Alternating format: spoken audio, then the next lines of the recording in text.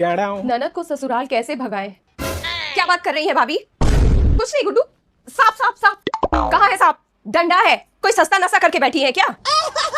भाग गया होगा, अभी तो मेरे सामने ही बैठा था। सब समझती हूँ आपका डबल मीनिंग। मेरी खुशी आपसे देखी नहीं जाती ना। गुड्डू तुम तो बुरा मान गई, मेरी तो एक ही प्यारी ननद है। खाओ माँ कसम। हाथ हटाइए भाभी, मुझे सब समझ आता है आपका पॉलिटिक्स। छोटी बच्ची नहीं हूँ मैं। गुड्डू वैसे तो ससुराल कब जा रही है? क्यों, यहाँ ठीक नहीं लग रही मैं आपको?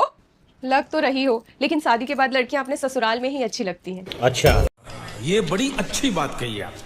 मैं तो यही रहूंगी, मेरा घर है। कोई दिक्कत है आपको? अरे मैं तो इसलिए बोल रही थी कि ऐसे बारिश के मौसम में पति के साथ चाय पकौड़े खाने का मजा ही अलग है। तुमको याद नहीं आती उनकी? अरे ना भाभी, वहाँ तो बहुत गर्मी हो रही है और वैसे भी उन्हें चाय बनाना आता ही नहीं है। सत्यानाश कर देते हैं जब भी चाय बनाते हैं। मुझे तो आपके हाथों की चाय पसंद है भाभी। जाइए एक कप बना के लाइए। और हाँ भाभी, साथ में पकौड़े भी ले आना। मौसम बड़ा अच्छा हो रहा है ना। No no no no.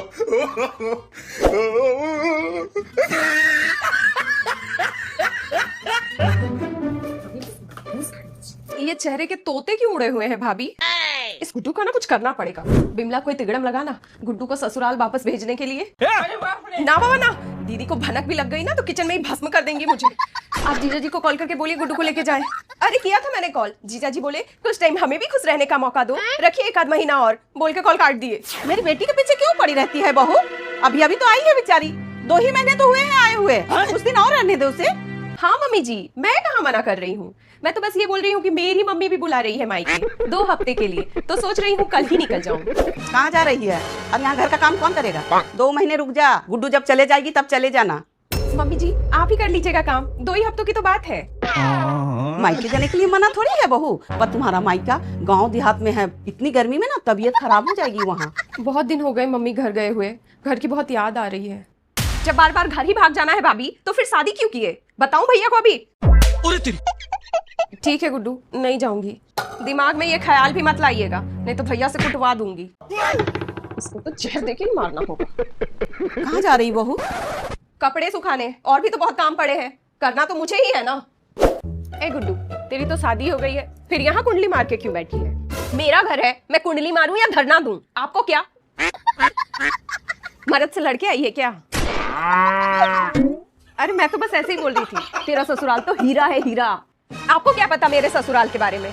वहाँ इंसान थोड़ी ना रहते हैं। तो फिर कौन रहता है? जहरीला नाग नागिन लोग रहते हैं। कोई फूंक रहा है तो कोई डस रहा है।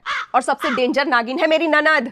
वो अपने ससुराल से फोन पे एक फूंक मारती है और यहाँ सारे नाग नागिन एक्टिव हो जाते हैं मुझे डसने के लिए।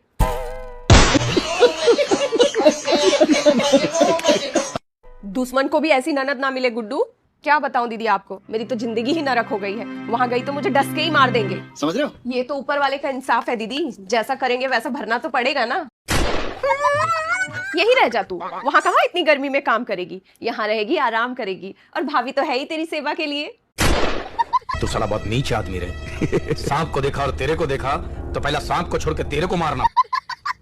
वैसे क्या बोलते हैं तुझे तेरे ससुराल वाले? बोलते नहीं है, सीधा जहर उगलते हैं, जहर। एक दिन सब्जी में थोड़ा नमक क्या ज्यादा हो गया, मुझे तो घर से ही बाहर निकाल दिए रात भर। तेरे साथ इतना कुछ हो गया तो कुछ करती क्यों नहीं? अब क्या ही कर सकती हूँ? क्या कर सकती हूँ? प्रताड़ित वाला केस कर दे, फिर देख कैसे रिलाई होता है, कैसे सब नाग नागिन जाते हैं पिटारी के अंदर। क्या सिखा रही है मेरी बेटी को? पगला गई है क्या? घर तोड़वाएगी इसका? दीदी वो फ्लो में निकल गया था।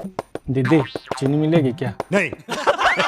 अरे गुड्डू, तू अब तक गई नहीं अपने ससुराल, जायदाद में हिस्सा लेके ही मानेगी क्या?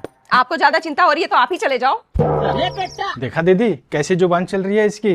मैं तो कहता हूँ विदा करो इसको। लड़कियां मायके में ज्यादा दिन अच्छी नहीं लगती। कब तक दामाद जी खिचड़ी खा के काम चलाएंगे?